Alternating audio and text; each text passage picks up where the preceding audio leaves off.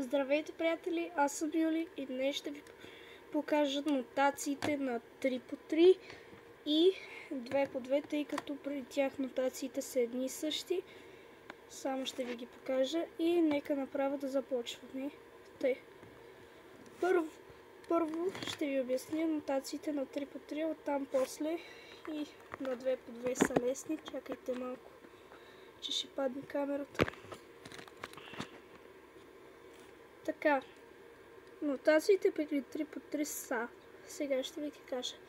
Ако имате изписана буквичката R от английската азбука, всъщност всички нотации са от английската азбука. Ако я имате изписано, това означава без нищо след това да я завъртите по часовниковата стрелка. Ако искате да видите къде е по часовниковата стрелка, можете да обърнете към дадената страна и да си представите как се върти часовникът. И следователно ето тук, ето така. Обаче, ако след буквичката R има апостроф, ще ви се покаже ето тук отгоре как изглежда и на миналата. Тогава въртите обратно на часовниковата стрелка. Отново поглеждаме как е. Виждаме, че часовника се върти така. Следователно ще се върти така обратно на часовника и така.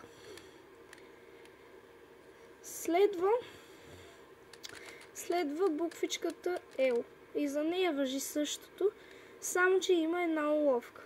За буквата R това е по часовниковата стрелка, докато при L, ако погледнем тук и си представим часовник, знаем, че той се върти така и следователно това ще е така. И тук се въртят на различни посоки, затова трябва да внимавате. Ако научите R, много лесно ще научите и L.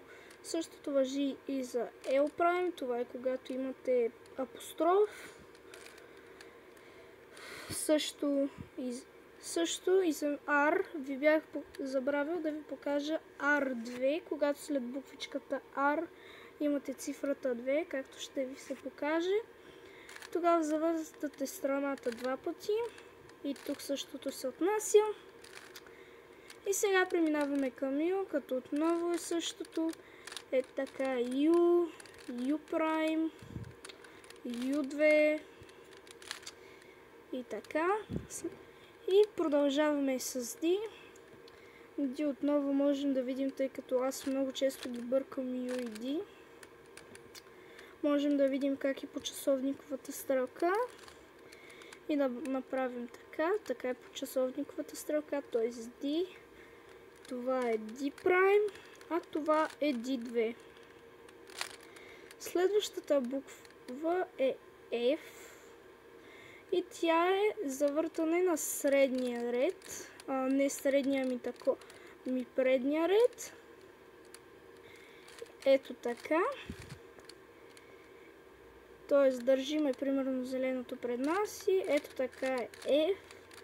И тук много лесно можем да преценим къде е часовниковата стрелка, тъй като е буквално пред нас. И ето виждаме, че часовника се върти така и си правим F. Това е F', а това е F2. Чакайте малко, че ще падне камерата отново. Трябва да си купя нова поставка. И това е като цяло. И на всички букви, когато са изписани малки, това е да завъртате тези два реда. Т.е. примерно ако пише малко F, трябва да завъртите първите два предни реда, което може да стане така. И сега, примерно, сега ще ви покажа и най-трудната буква за мен, която е B, която е задната страна, ето тази. И при нея важи същото правило. Ако е B, можем да видим тук, че са така. Така е B, така е B', а така е B2. И естествено малко B. B означава това, малко B' е това. и малко обидва е това. Сега идва време и за средния ред. По принцип и за този ред си има нотации, обаче те са много рядко използвани и сега ще ви покажа. При M, т.е. този среден ред, се следва същата нотация като L. Т.е.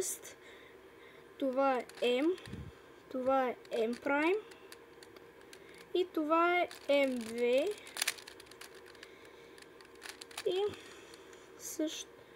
и тук няма как да имаме малка буква, тъй като има само един среден ред.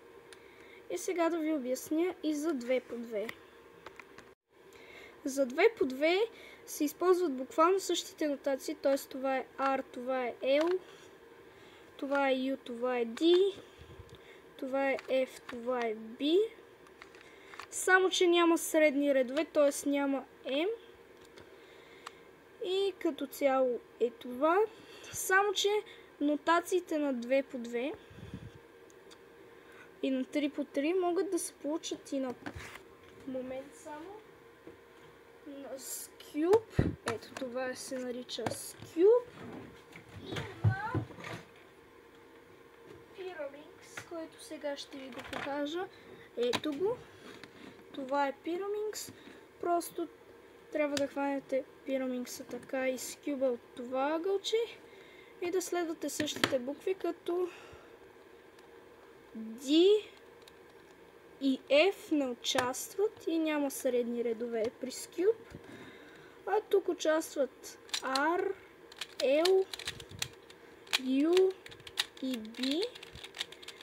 И ако са написани с малки букви, това означава да въртим ъгълчетата при Pyraminx, а при Scube не може да има малки букви. И като цяло е това. Но нотациите, тези нотации, които ви показах, не могат да се направят на Square One, който сигурно не знаете какво е. Но това е Shapeshift Puzzle и представлява един доста труден. Ето това. И не се подрежда много трудно, не е и много лесно. Така че приключвам видеото си сега. Довиждане! Ако ви е харесало видеото, може да се абонирате за канала ми, да харесате видеото и да коментирате абсолютно всичко, което пожелаете.